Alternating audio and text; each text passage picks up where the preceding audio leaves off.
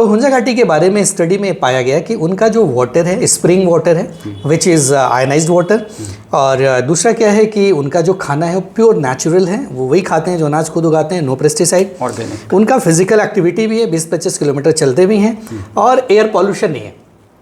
तो कुल मिला जुला के उनका एनवायरनमेंट ऐसा है जहाँ बीमारियाँ पैदा होने के चांस बहुत ही कम है, और इसी वजह से दे आर वेरी हेल्दी, किसी को कैंसर नहीं है वहाँ।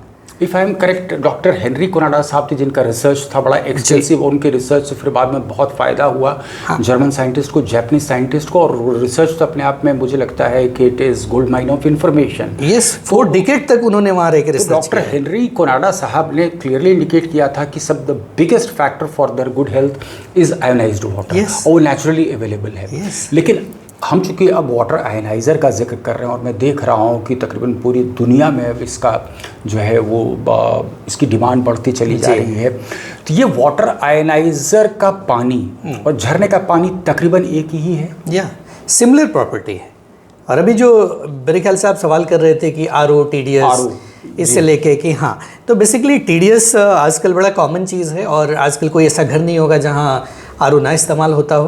पर लंबे समय तक जब आरओ का इस्तेमाल करने के बाद उसके कुछ नुकसान देखे गए, तब डॉक्टर्स ने मना करना शुरू किया। ये पार्ट सर थोड़ा हमारे दर्शकों को आप समझाएंगे, तो नुकसान क्यों और कैसे? ये मैं थोड़ा संक्षेप में समझ पाया हूँ, आपकी तो एक्सपर्टीज बहुत ज़्यादा है, तो correct me wherever I am wrong, कि RO is not in a position to distinguish between minerals. ये मिनरल्स के बीच में डिस्टिंग्विश नहीं कर सकता। अब मेरे शरीर की रिक्वायरमेंट है मैग्नीशियम की, कैल्शियम की, आयरन की, लेकिन आरओ मेम्ब्रेन क्या कर रहा है कि वो हमारे पानी से मैग्नीशियम, कैल्शियम, आयरन, ये सारे एसेंशियल मिनरल्स को भी हटा दे रहा है, और आर्सेनिक फ्लोराइड है तो उसे भी हटा दे रहा है, यानी गुड मिनरल, बैड मिनरल सबको सेपरेट कर दे रहा है। तो जो पानी हमें मिल रहा है वो बेसिकली हमें डिस्टिल्ड वाटर की तरह मिल रहा है।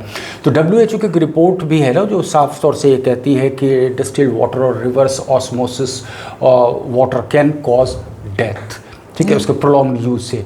और शायद ये कारण है कि अधिकांश देशों में ये बैंड है। जी, तो देखिए, TDS means total dissolve solids, जैसा कि हम सब जानते हैं पानी के अंदर जो घुले हुए मिनरल्स हैं, और WHO कहता है कि 100 to 300 इज़ आइडियल, उसके बाद 300 to 500 is moderate, and above 500 is not acceptable.